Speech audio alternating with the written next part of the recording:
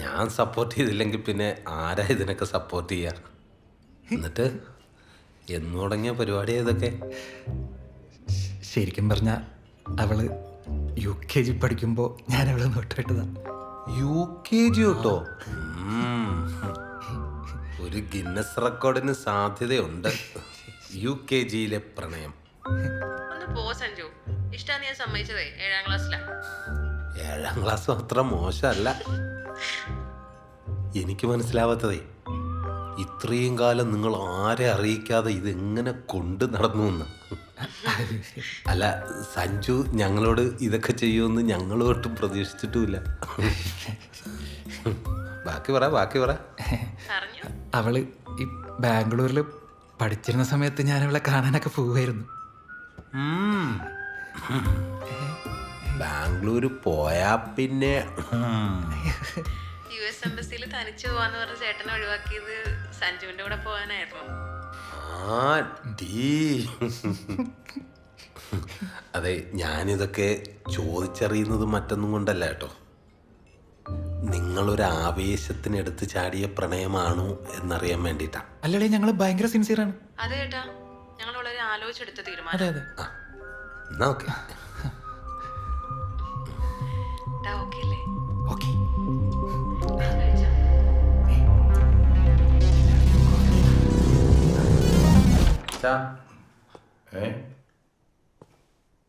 ഉറങ്ങിയായിരുന്നു അമ്മേ? ഇല്ല. അവൾ പറഞ്ഞല്ലോ അല്ലേ, ഞാൻ സഞ്ജുവിൻ്റെ വീട്ടുകാരുമായിട്ട് സംസാരിച്ചിരുന്നു. അപ്പോൾ അവർക്ക് സൗകര്യം വരുന്ന ഞായറാഴ്ചയായിരുന്നു. നിഷിമ ശനിയാഴ്ച എത്തില്ലേ അമ്മേ?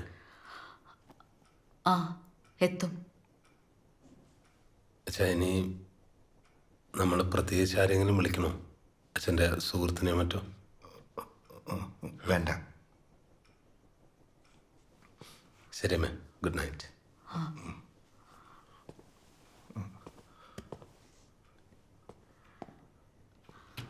സംഗതി ഏറ്റു.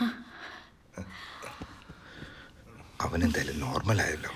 നിനക്ക് ടെൻഷൻ ഉണ്ടായിരുന്നോ? അല്ല, എനിക്ക് ബിനുവിൻ്റെ കേസിൽ കുറച്ച് ടെൻഷൻ ഉണ്ടായിരുന്നു. പക്ഷെ നീ പറഞ്ഞപ്പോഴേക്കും ശരിയായി. എങ്ങനെയാ നമുക്ക് കല്യാണത്തിനോട് ഏറ്റെടുക്കണ്ടേ? ഈ കല്യാണത്തിന്റെ ഡേറ്റിന് വലിയ ഓപ്ഷൻസ് ഒന്നുമില്ല. നിഷിമ അടുത്ത വർഷം ലീവിന് വരുമ്പോൾ നമുക്ക് നടത്താം. അങ്ങനെ ആവട്ടെ. അങ്ങനെയാവാം. അപ്പൊ 1 വർഷം കൂടി കാത്തിരിക്കേണ്ടി വരും. ഇപ്പൊ തന്നെ ചെറുതായിട്ട് അങ്ങ് നടത്തി വെച്ചാലോ? അത് പിന്നെ UKG മുതലുള്ള കാത്തിരിപ്പാ അല്ലടാ. ഇനി എങ്ങനെ കാത്തിരിക്ക?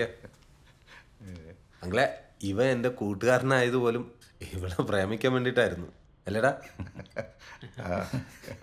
ഇവള് +2 ബാംഗ്ലൂർ പഠിക്കുന്ന സമയത്തെ ഇവൻ ഇടയ്ക്കിടയ്ക്ക് അവളെ കാണാൻ പോകുമായിരുന്നു.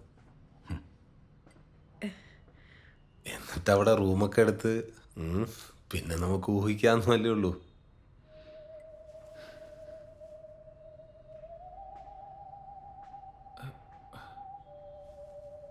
അല്ലമ്മ, ഇവൾക്കന്ന് 18 വയസ്സ് തികഞ്ഞിട്ടില്ല. അല്ല, പോലീസിന് കേസെടുക്കാൻ പറ്റുന്ന ഒരു ക്രൈമാണേ പോക്സോ.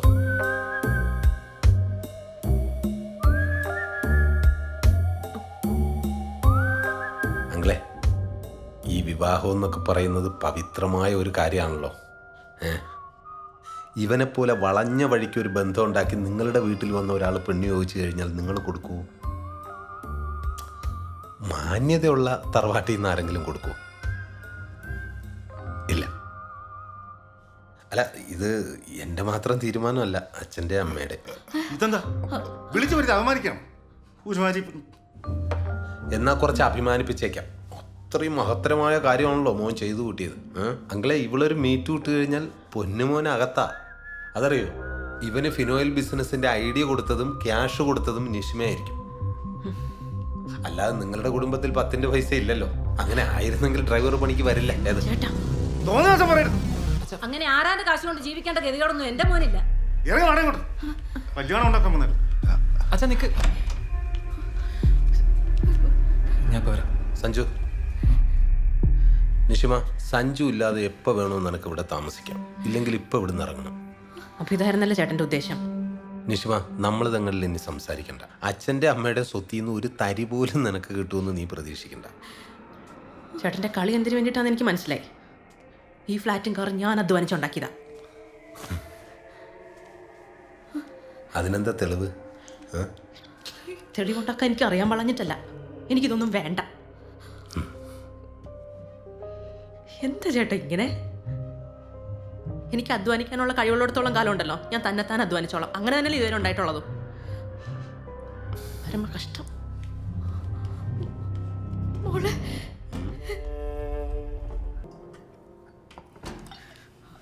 അമ്മേ, ഇന്നലെ രണ്ടാളും കൂടെ നിഷിമയുടെ കല്യാണം കൂടാൻ പോയായിരുന്നല്ലേ?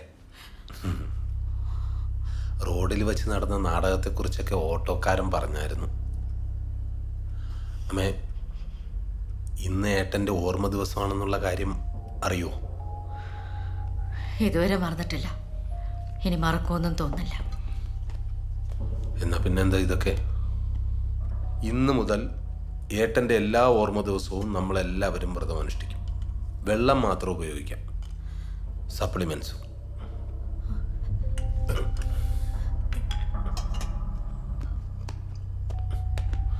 തുടക്കത്തിൻ്റെ ഇച്ചിരി ബുദ്ധിമുട്ടേ ഉള്ളൂ. സ്വന്തം മകന് വേണ്ടിയിട്ടല്ലേ. ഞാനിത് നീലിമയ്ക്ക് കൊടുത്തിട്ട് വരാം. അമ്മേ, അറിയാതെ വേറെന്തെങ്കിലും ഉണ്ടാക്കി വെച്ചിട്ടുണ്ടോ? അച്ഛന് വെള്ളം കൊടുക്കമ്മേ.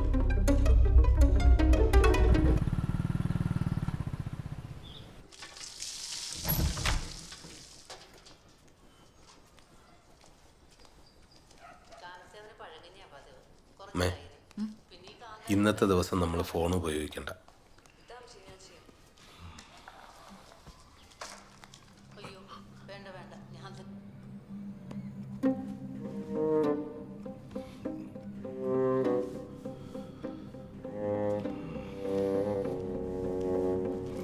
എന്തോ പണി ഇതൊക്കെ?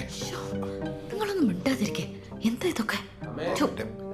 ഇന്നത്തെ ദിവസം സംസാരിക്കാതിരിക്കൂ. ഏട്ടനെ മനസ്സിൽ ധ്യാനിച്ച് പ്രാർത്ഥനയിൽ കൊള്ളുക. ഇവരൊക്കെ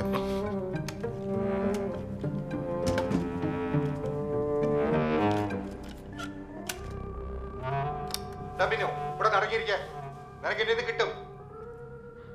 ബിനുമോൻ ആരെയാ ഏറ്റവും കൂടുതൽ ഇഷ്ടം? അച്ഛനെയാണോ അമ്മയാണോ? എനിക്ക് അമ്മയെ ഇഷ്ടം. ശിബിമോൻ ആരെയാ ഇഷ്ടം? എനിക്ക് അച്ഛനെ അമ്മയെ ഇഷ്ടം.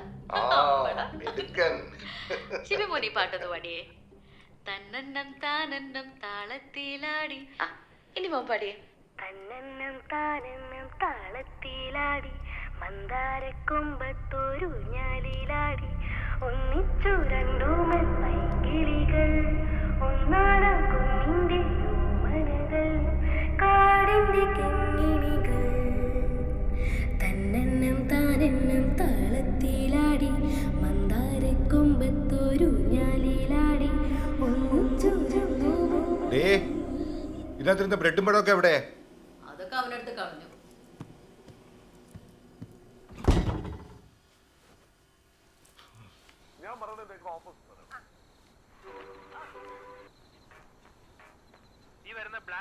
ഈ ഒരു ദിവസത്തേക്ക് അച്ഛന് ഫോൺ നോക്കാതിരിക്കാൻ പറ്റില്ലേ? അച്ഛാ, എന്താ നിങ്ങൾ കാണിക്കുന്നത്? അച്ഛാ ഫോൺ മാറ്റി വെക്ക്, നാളെ തരാം. ഇവിടുത്തെ കാര്യം നീയാണ് നോക്കണത്, ഞാനാ തീരുമാനിക്കുന്നത്. ഓടാ അവിടുന്ന്. അച്ഛാ ഫോൺ എടുക്കാൻ. അച്ഛാ ഫോൺ എടുക്കാൻ.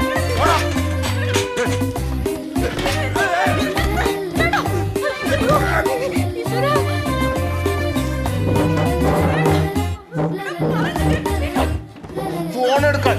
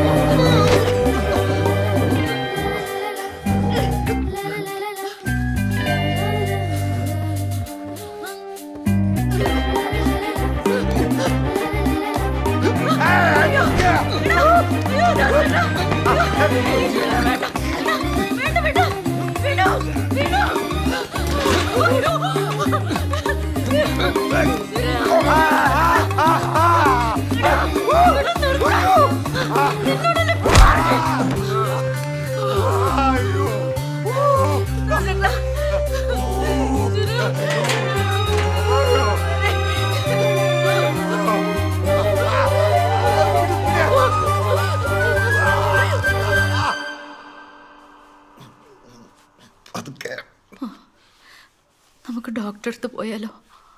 എന്ത് കടിച്ചെന്ന് പറയും?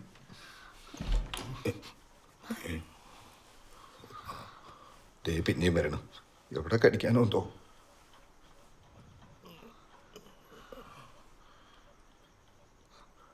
സോറി അച്ഛാ. പിടിക്കരുത്, കടിക്കരുത്. പറ്റിപ്പോയ അച്ഛാ. സോറി അച്ഛാ. പറ്റിപ്പോയമ്മ. സോറി.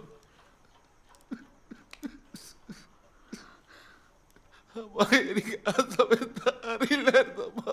പറ്റിപ്പോയ അച്ഛാ. സോറി അമ്മ.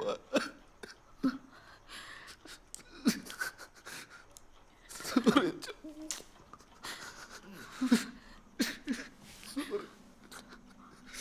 സോറി അച്ഛാ.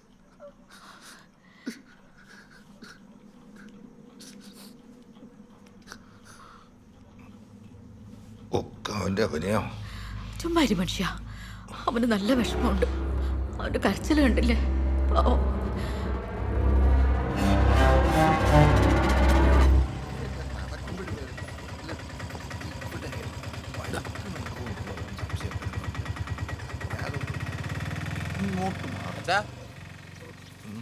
എന്താ അവിടെ?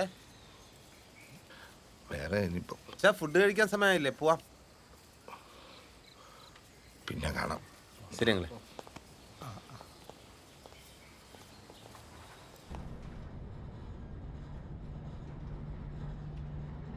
അച്ഛനെന്താ സെക്യൂരിറ്റിക്കാരനോട് സംസാരിച്ചത്? അച്ഛനെന്താ സെക്യൂരിറ്റിക്കാരനോട് സംസാരിച്ചതെന്ന്? പലതും സംസാരിക്കും. അത് നിന്റെ അടുത്ത് പറയണോ?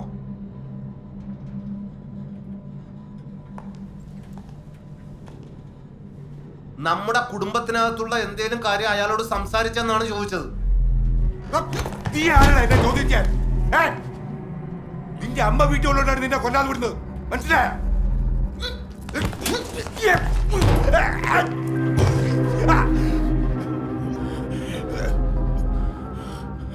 അച്ഛനാണ് ഈ സിറ്റുവേഷൻ ഉണ്ടാക്കിയത്, മനസ്സിലായല്ലോ? എന്നെ കൊണ്ട് ചെയ്യിപ്പിക്കരുതായിരുന്നു.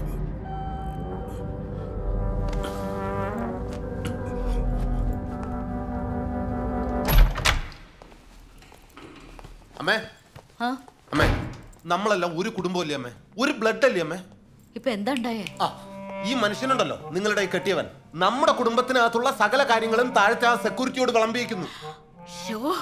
ഇതെന്ത് പറ്റിയ നിങ്ങൾക്ക്? ഇതൊക്കെ പുറത്ത് പറയാൻ കൊള്ളാവുന്ന കാര്യങ്ങളാണോ? എല്ലാ കുടുംബത്തിലും നടക്കുന്ന കാര്യങ്ങളല്ലേ? ഏത് കുടുംബത്തിലാണ് നടക്കുന്നത്? നിങ്ങൾ ആ സെക്യൂരിറ്റിയോട് പറഞ്ഞോ ഇല്ലയോ? ഇനിയിപ്പോ ഇതൊക്കെ അവന് പറഞ്ഞിട്ട് അയാൾ അറിഞ്ഞു കഴിഞ്ഞാൽ സെക്യൂരിറ്റി സുഖം അറിയും, സുഖം അറിഞ്ഞാൽ കെയർ ടേക്കർ അറിയും, കെയർ ടേക്കർ അറിഞ്ഞു കഴിഞ്ഞാൽ അസോസിയേഷൻ പ്രസിഡന്റ് അറിയും, പ്രസിഡന്റ് അറിഞ്ഞു കഴിഞ്ഞാൽ ഹോൾ ഫാമിലി അറിയും. പിന്നെ നമ്മൾ ജീവിച്ചിരുന്നിട്ട് വല്ല കാര്യമുണ്ടോ അമ്മേ? നിങ്ങൾ പറഞ്ഞിട്ടുണ്ടെങ്കിൽ ഒന്ന് വാ തുറന്ന് പറ. ആൾക്കാരെടുത്ത് പറഞ്ഞ് അഹകരിക്കാൻ പറ്റുന്ന കാര്യമല്ലേ ഇത്? പിന്നെന്തിനാ സെക്യൂരിറ്റി എന്റെ മുഖത്ത് നോക്കി ഒരു പ്രത്യേക തരം ചിരി ചിരിച്ചത്? അത് നീ തന്നെ പോയി അയാളോട് ചോദിച്ചു നോക്ക്. അയാളെ മുഖത്തെ ചിരിയുടെ അർത്ഥം നോക്കലല്ല എന്റെ പണി.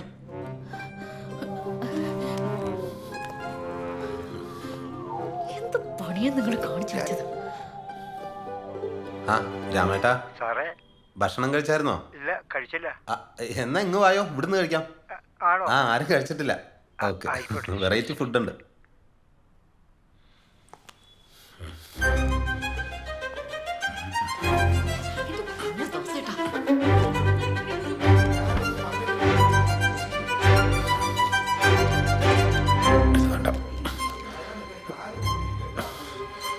ഫീലുടെ മതി, പെട്ടെന്ന് തീരും.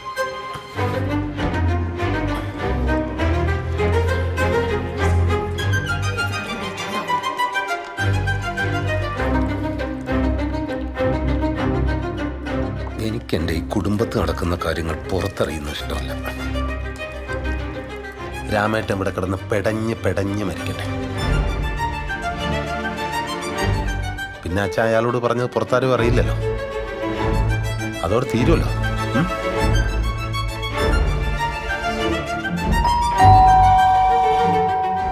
ഞാൻ അയാളടുത്തൊന്നും പറഞ്ഞിട്ടില്ല. അതെനിക്ക് വിശ്വാസമല്ല. അങ്ങോട്ടിരുന്നേ. ആ അങ്കിളെ. ആ സാറേ, സാറിതൊന്ന് കാലിൽ പെരട്ടി നോക്ക്. മുറി കൂട്ടിയാ ബെസ്റ്റാ. അല്ലാണ്ട് ഇതിനൊക്കെ എന്തും പറഞ്ഞ ആശുപത്രി പോണേ. എന്നാ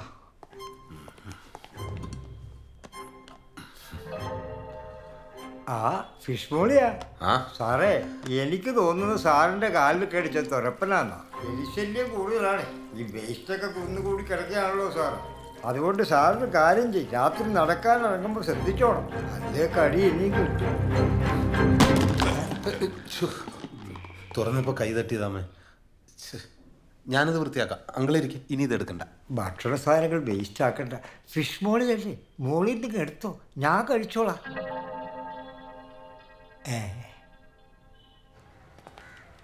ആഹാ, ഇത്രയും നേരം നോക്കിയിട്ട് ഒരു പോസിറ്റീവ് ന്യൂസ് ഇപ്പോഴാണ് ഉണ്ട്. 60 കഴിഞ്ഞ ദമ്പതികൾക്ക് കുഞ്ഞു പിറന്നു. ഇവിടെ ചെറുപ്പക്കാർ വരെ കുട്ടി ഉണ്ടാവാൻ കഷ്ടപ്പെടുമ്പോഴാണ്.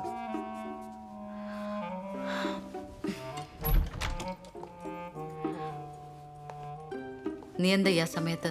സ്വന്തം വീട്ടിലേക്ക് വരാൻ അസമയമൊക്കെ ഉണ്ടോ? അമ്മ എന്തെടുക്കായിരുന്നു? നൈറ്റിയുടെ ഹോക്ക് സ്റ്റിച്ച് ചെയ്യായിരുന്നു. അച്ഛനോടെ?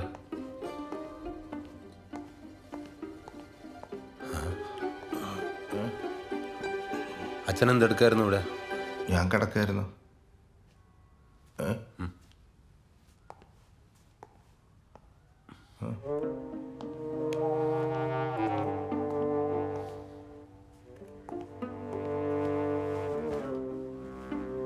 ഈ ഡ്രസ്സ് എന്തിനാ ഇപ്പൊ പുറത്തെടുത്തത്? അതിനിപ്പം നിനക്കെന്താ?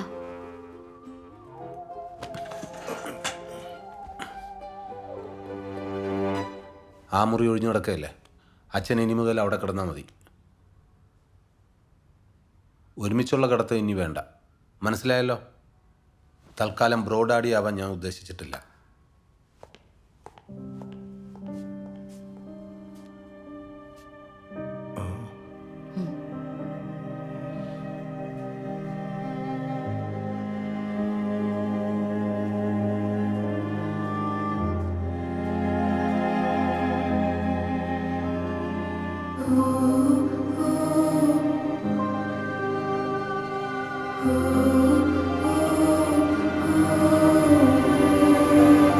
ഇത് ഫസ്റ്റ് ക്യാമറ സാർ, ഇതാണ് സെക്കൻഡ് വരുന്നത്.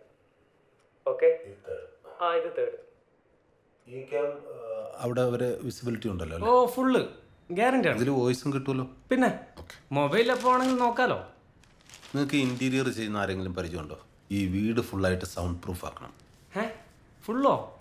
ഹോം ഫുള്ള് തിയേറ്റർ ആക്കേണ്ട പരിപാടിയാണോ? അല്ല, എനിക്ക് നോയ്സ് പുറത്തു പോകണം ഇഷ്ടമല്ല. അതിനിവിടെ അധികം നോയ്സ് ഒന്നും ഇല്ലല്ലോ.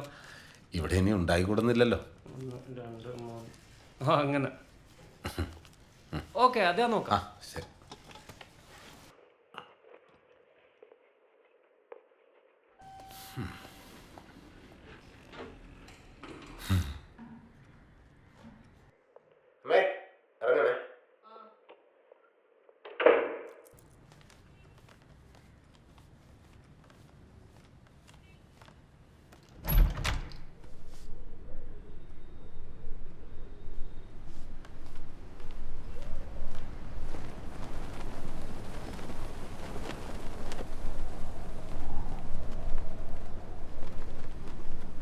നമുക്ക് അധികാലം ഇങ്ങനെ മുന്നോട്ട് പോകാൻ പറ്റുമെന്ന് തോന്നുന്നില്ല.